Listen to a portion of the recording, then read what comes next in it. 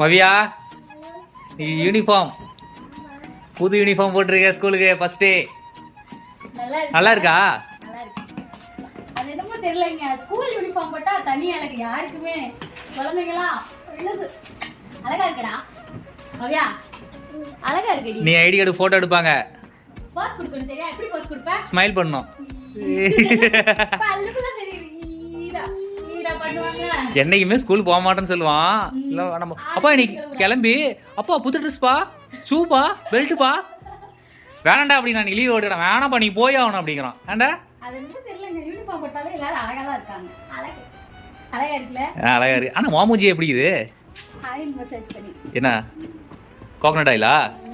Heat அதிகமா. Palm oil கொஞ்சம் போடுறியா? அரே படி. சஞ்சு அண்ணா நல்லா இருக்கானா?